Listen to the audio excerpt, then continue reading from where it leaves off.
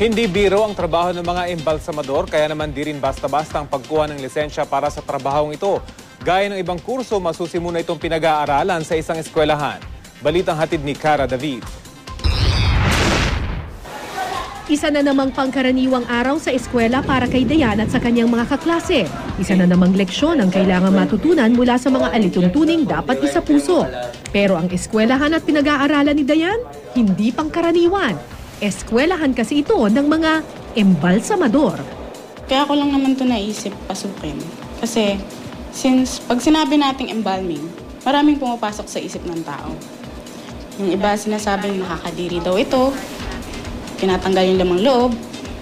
Ayun, so sinabi ko sa naisip ko na kung totoo ba yun? Kailangan ipasa nila na subject at kailan ang rating niya, passing rate ay 75%, anatomy and physiology, microbiology and parasitology, hygiene and sanitation, ethic and jurisprudence, and cosmetic.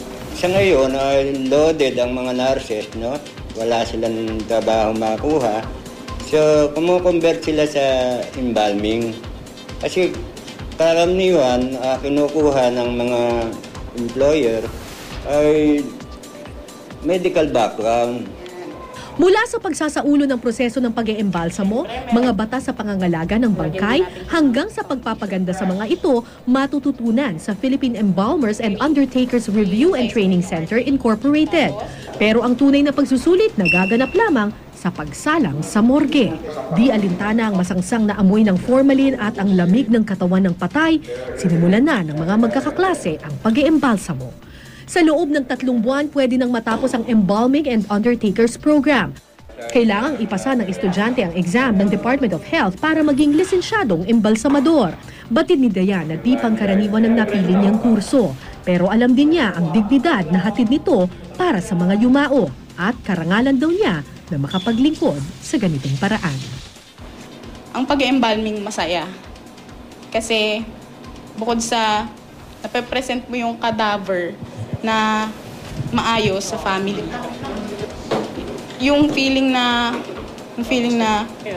satisfied ka sa ginawa mo, na ngumiti yung family. Pag nagpapasalamat naman yung family, yun yung feeling na napapangiti ka, na masaya ka. Yung proud ka sa ginawa mo. Cara David, GMA News.